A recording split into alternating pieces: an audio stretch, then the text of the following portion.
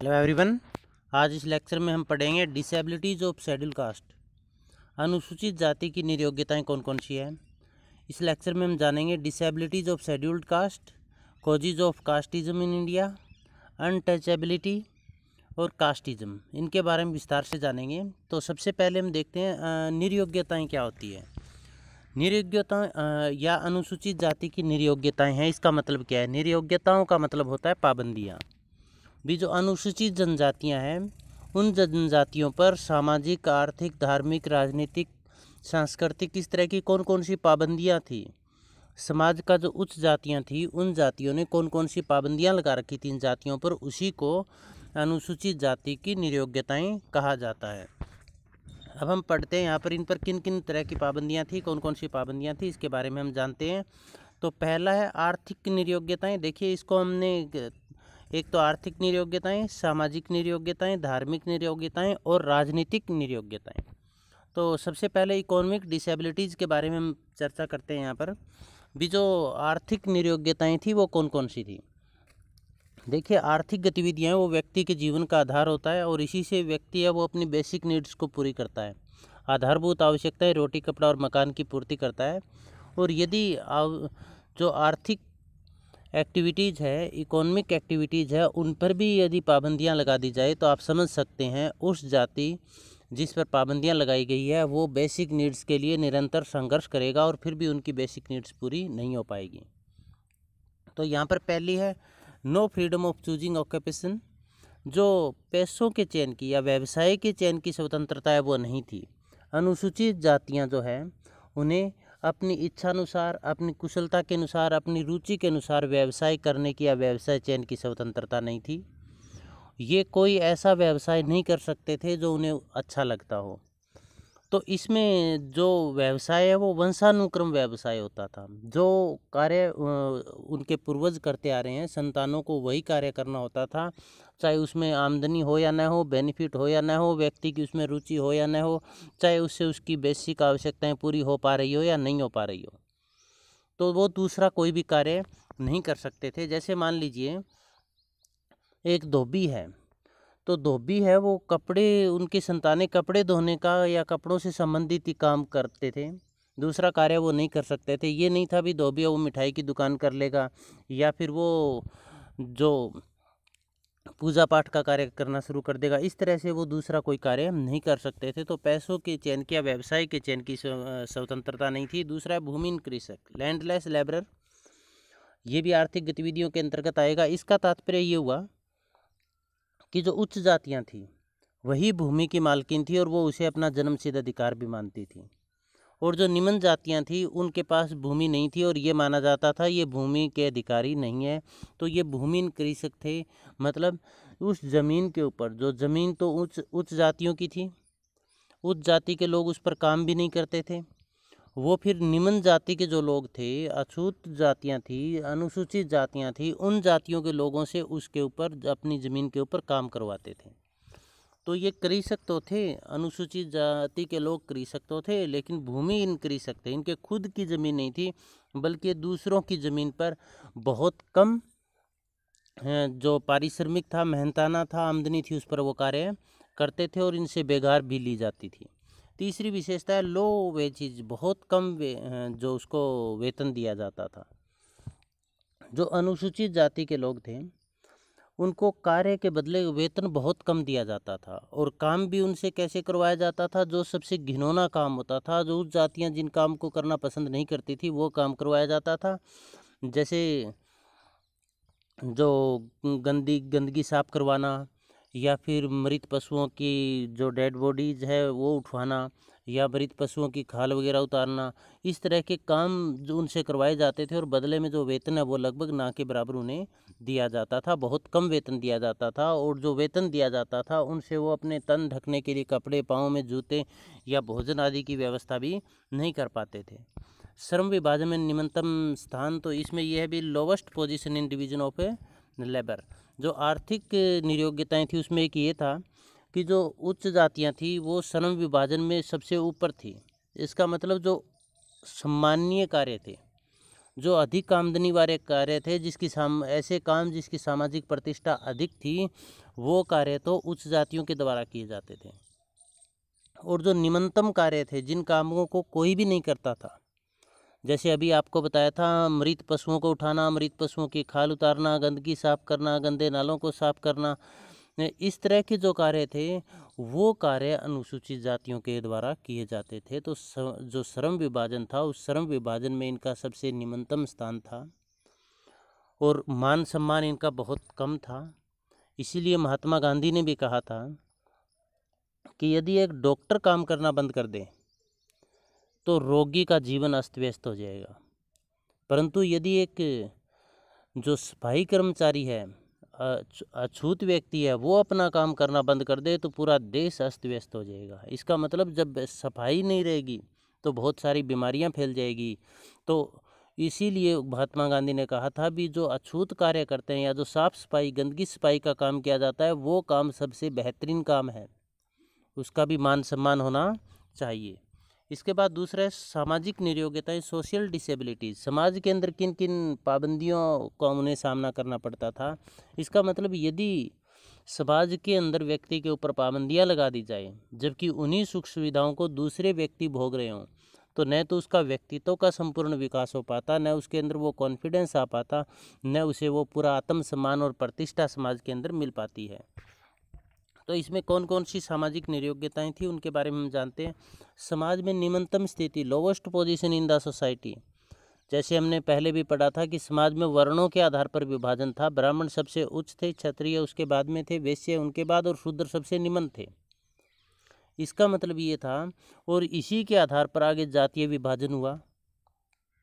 तो जो उच्च पोजीशन थी समाज में सामाजिक प्रतिष्ठा के आधार पर, वो ब्राह्मण जाति की थी, और जो निम्नतम पोजीशन थी समाज के अंदर वो अनुसूचित जाति की थी।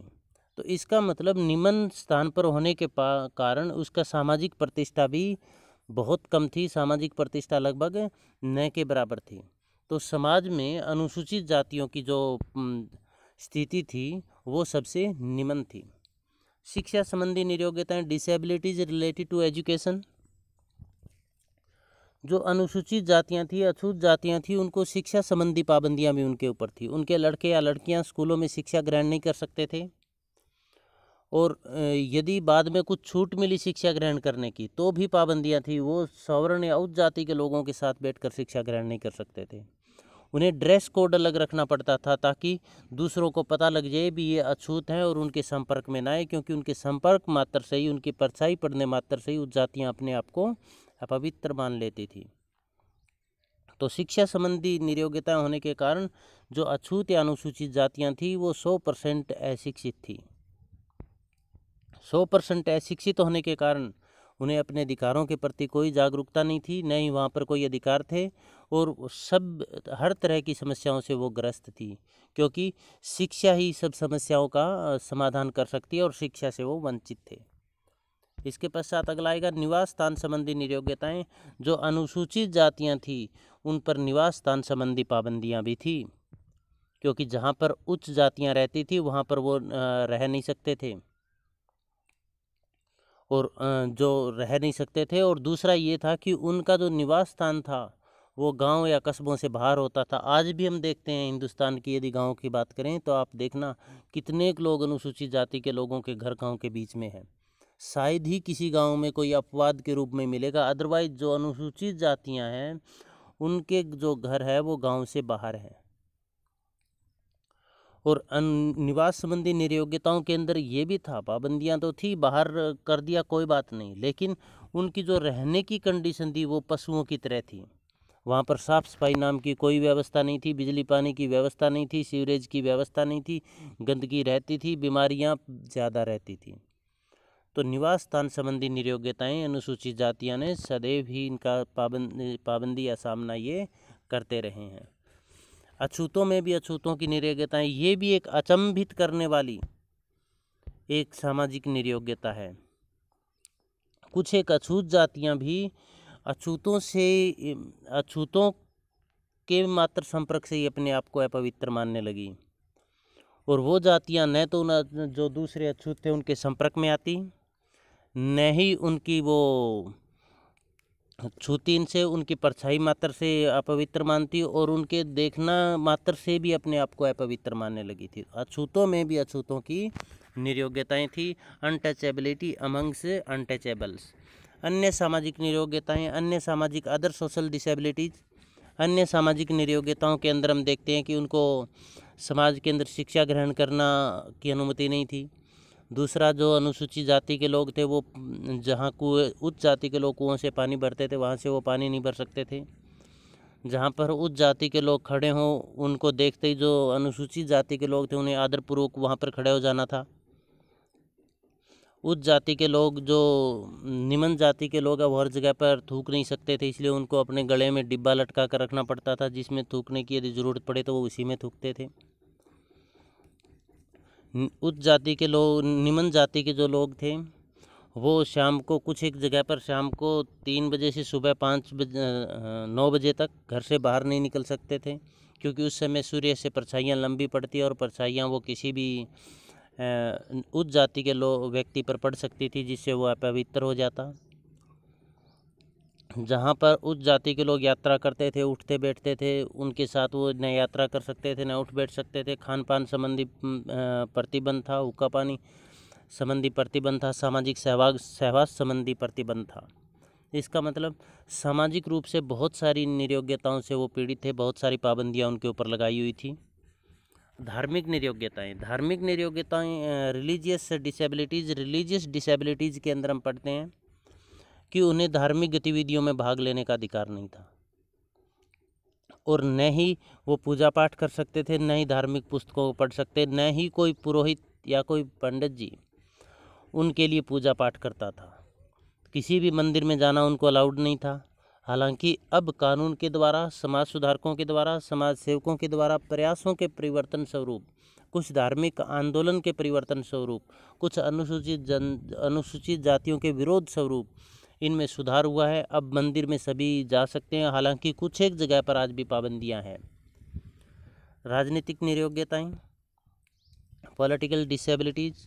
जब देश आज़ाद हुआ लोकतांत्रिक व्यवस्था को अपनाया गया और हिंदुस्तान में जब लोकतांत्रिक व्यवस्था को अपनाया गया तो लोकतांत्रिक व्यवस्था है वो सामाजिक समानता, बंधुत्व और भाईचारे पर आधारित है, स्वतंत्रता पर आधारित है। परंतु जो ये अनुसूचित जातियों के साथ भेदभाव थे ये किसी भी तरह से लोकतंत्र के अनुसार नहीं थे, क्योंकि इनमें न तो समानता थी उनको, न स्वतंत्रता थी, न इनके साथ कोई भाईचारा था।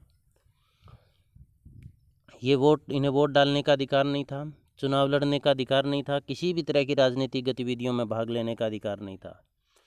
तो राजनीतिक रूप से इनके अधिकार न के बराबर थे। इस प्रकार से हम देखते हैं कि अनुसूचित जातियां हैं, उन अनुसूचित जातियों पर राजनीतिक, आर्थिक, धार्मिक, सामाजिक रूप से बहुत सारी पाबंदियां थी। यही पाबंदियां सामाजिक नियोग्यताएं कहलाती है। इसके पश्चात आगे चलते हैं। Causes responsible for casteism in India. कौन कौन से कारण है जो भारत में जातिवाद को बढ़ावा देने में के लिए उत्तरदायी है। पहले हम देखते हैं जातिवाद क्या होता है।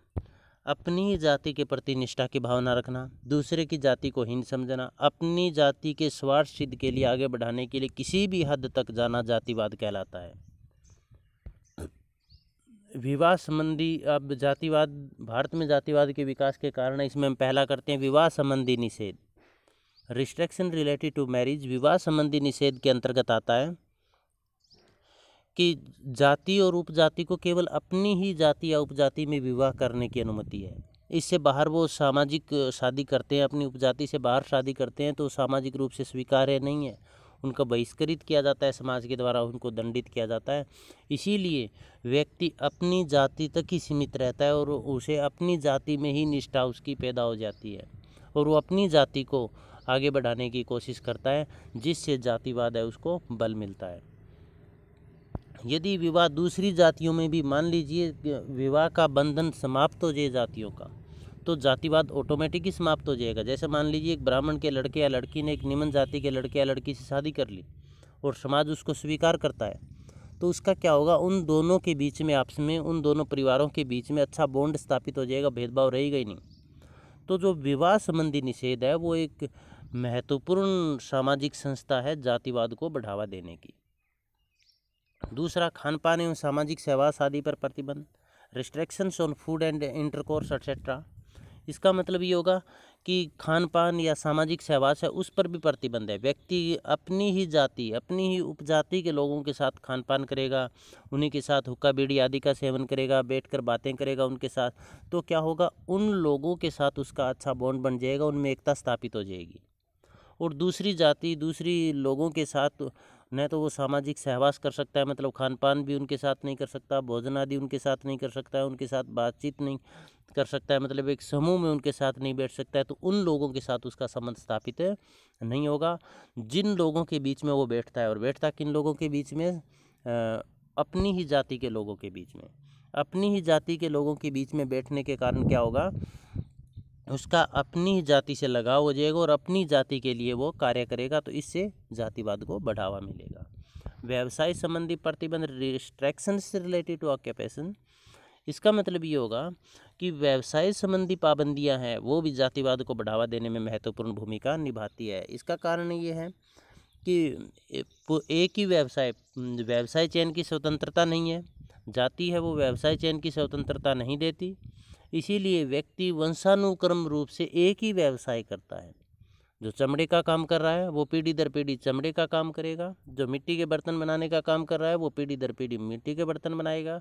इसीलिए एक ही व्यवसाय करने वाले लोगों के आपस में सामाजिक संबंध स्थापित होते हैं, उनमें एकता स्थापित होती है, और इससे जातिवाद को बल मिलता है, क्योंकि आपस में वो एक दूसरे की हेल्प भी करते हैं और एक दूसरे की हितों की रक्षा के लिए संघर्ष भी करते हैं, तो इससे जातिवाद है वो पनपती है।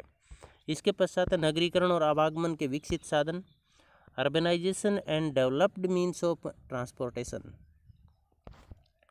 जो नगरीकरण है, नगरीकरण के कारण क्या हुआ कि व्यक्ति नगरों के अंदर जाकर कार्य करने लगा, औद्योगिकरण आया, उससे के अंदर भी व्यक्ति उद्योगों में काम करने लगा, वहाँ पर उसे अपनी जाति के दूसरे लोग भी मिले, उन लोगों से वो संपर्क में आया, तो उसे समाज में अपनी जाति के लोगों की वास्तविक स्थिति का पता लगा। इसीलिए उन्होंने समाज के अंदर विभिन्न समितियां बनाई, संस्थाएं बनाई जाति पर आधारित, और आवागमन के साधन विकसित हुए, जिससे जाति के आधार पर सम्मेलन किए जाने लगे जगह जगह पर, और व्यक्ति है वो आवागमन के साधन के कारण आसानी से कहीं भी सम्मेलन हो वहाँ पर पहुँच जाता है, तो इसलिए सामाजिक रूप से संगठित हुआ व्यक्ति जाति के आधार पर, और उन्होंने अपनी जाति को बढ़ावा देने के लिए निरंतर कार्य किया, जिससे जो ये परिस्थितियां जातिवाद को पनपाने में बहुत महत्वपूर्ण साबित हुई। तो नगरीकरण और आवागमन के विकसित साधन ये जातिवाद को बढ़ावा देने में अहम भूमिका निभाते नजर आए। संचार के साधनों का विकास, expansion of means of communication, संचार के साधनों का विकास हुआ, ये भी जातिवाद को बढ़ावा देने में महत्वपूर्ण कारक रहा, क्योंकि इससे क्या हुआ कि संचार के उन्नत साधनों के कारण व्यक्ति है वो एक ही जाति के लोग आपस में एक दूसरे के संपर्क में आए, और उन्होंने क्या किया, जो जाति से संबंधित पत्रिकाएं छापनी शुरू कर दी, जिससे सभी लोगों में आपस में एक दूसरे की जाति के हितों का ज्ञान हुआ। उन्होंने संचार के साधन, विकसित साधनों के कारण समितियां बनाई, संगठन बनाए जाति के आधार पर, जिससे वो एक दूसरे से संपर्क में रहने लगे। और आजकल तो व्हाट्सएप, फेसबुक, इंस्टाग्राम आदि के कारण, ये संचार के अत्याधुनिक विकसित साधनों के कारण ये जो जातिवाद है इसको और ही अधिक बढ़ावा मिला, क्योंकि इसके ऊपर लगातार पोस्ट, वीडियो इस तरह की डालने लगे, जिससे अपनी जाति के हितों को बढ़ावा मिले, तो और उसके आधार पर लोगों के अंदर एक अपनी जाति के प्रति जागरूकता भी बढ़ी। तो ये सब कारण रहे जातिवाद को बढ़ावा देने में भारत में। इसके पश्चात हम आगे चलते हैं। ये कुछ एक पॉइंट है, शॉर्ट क्वेश्चन में इस तरह से पूछे जा सकते हैं भी, अस्पृश्यता सामाजिक असमानता का घिनौना रूप है। कैसे? अस्पृश्यता का मतलब होता है एक जाति विशेष को निम्न मानकर उसको न छूना, तो ये सामाजिक व्यवस्था का एक बहुत ही घिनौना रूप है। इसकी शुरुआत शुरू से हुई थी वैदिक काल और उत्तर वैदिक काल में भी ये चरम सीमा के ऊपर था, क्योंकि शुरुआत में इनको डोम, चंडाल, अत्यंत आदि विभिन्न नामों से पुकारा जाता था। जो अछूत थे, निम्न जाति के थे उनको, जैसे शुरुआत में एक ब्राह्मण लड़की और शूद्र लड़के से उत्पन्न संतान को चंडाल कहा गया। और इससे सामाजिक असमानता के अंदर जो जो सामाजिक भेदभाव हमने डिस्कस किए थे वो सारे आप इसमें लिख सकते हैं, जैसे सामाजिक रूप से, आर्थिक रूप से, धार्मिक रूप से, राजनीतिक रूप से किन किन सामाजिक असमानताओं का सामना करना पड़ता है उनको, वो सारी चीज़ें इसके अंदर आप लिख सकते हैं। तो ये दोबारा से वो सारे पॉइंट एक्सप्लेन करने की ज़रूरत नहीं है, आपको यहाँ पर वही सारी चीज़ें लिखनी है, सामाजिक भेदभाव, आर्थिक भेदभाव, राजनीतिक भेदभाव, वो सारी चीज़ें। जातिवाद जातीय असमानता को बनाए रखने का एक यंत्र। जातिवाद का मतलब क्या होता है भी अपनी ही जाति को श्रेष्ठ समझना, अपनी जाति के प्रति लगाव रखना, अपनी ही जाति के प्रति निष्ठा या भक्ति भाव रखना और दूसरी जाति को हीन समझना और अपनी ही जाति को श्रेष्ठ समझना और अपनी जाति की श्रेष्ठता सिद्ध करने के लिए किसी भी हद तक जाना जातिवाद कहलाता है। मतलब जाति प्रथम, देश या राष्ट्र या राज्य या गांव या मानवता उसके बाद जातिवाद कहलाता है। आपने देखा होगा जाति के आधार पर धर्मशालाएं बनी हुई है, जाति के आधार पर शिक्षण संस्थाएं बनी हुई है, जाति के आधार पर राजनीतिक दल बने हुए हैं, जाति के आधार पर वोट मांगे जाते हैं। तो ये सब जातिवाद है और इस जातिवाद ने जातीय असमानता को, जातीय भेदभाव को बढ़ाने में निरंतर अपना योगदान दिया है। जातिवाद की चरम सीमा आपने देखी होगी कि जाति के आधार पर गाने भी बनाए जाते हैं, जाति सूचक शब्द अपने व्हीकल, मोटरसाइकिल, गाड़ियाँ आदि के ऊपर लिखे जाते हैं। होना उससे कुछ नहीं, एक मानसिकता का प्रतीक है, एक जातिवाद का प्रतीक है। तो ये जातीय जो असमानता है उसको बनाए रखने में जातिवाद ने महत्वपूर्ण भूमिका निभाई है, क्योंकि जातिवाद अपनी जाति का निरंतर गुणगान करता है, जिससे व्यक्ति के दिमाग में ये मानसिकता घर कर जाती है कि मेरी जाति से बाहर और कुछ भी नहीं है। कूप मेंढक वाली बात, जो कि हानिकारक है उस व्यक्ति के लिए भी, उस समाज के लिए भी, उस देश के लिए भी, उस राष्ट्र के लिए भी। तो जातिवाद है उसने निरंतर से सहयोग दिया जातीय असमानता को बनाए रखने में। भारत में जाति और राजनीति, caste and politics in India.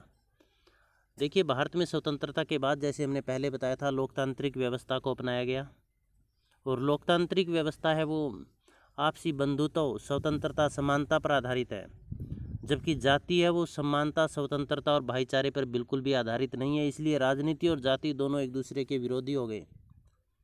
हमारा संविधान कहता है कि सभी लोग समान हैं, सभी लोगों को स्वतंत्रतापूर्वक जीने का अधिकार है और सभी आपस में बंधुत्व का पालन करते हैं। परंतु वास्तविकता हम देखें तो वास्तविकता कहीं दूर है इससे। जातीय आधार पर बहुत सारे भेदभाव हैं। हालांकि उस संविधान के रक्षक, उसके निर्माता, उसके पालनकर्ता भी इसमें भेदभाव करते हैं। पालनकर्ता संसद, रक्षक नेता, इनमें हमने देखा होगा जाति के आधार पर संसद में भी हंगामे हुए हैं, जाति के आधार पर राजनीतिक दल तक बने हैं, जाति के आधार पर वोट मांगे जाते हैं, जाति के आधार पर कैंडिडेट खड़े किए जाते हैं। कैंडिडेट नहीं देखा जाता, उसकी जात देखी जाती है, क्योंकि जब हम एक जनप्रतिनिधि चुनते हैं तो इसका मतलब ये होगा वो एक योग्य होना चाहिए, उस पोस्ट के, उस पद के योग्य होना चाहिए वो। परंतु यदि उसकी जाति है, अपनी जाति का है, तो फिर हम योग्य है या नहीं वो नहीं देखते। ये भारतीय राजनीति की एक विडंबना है।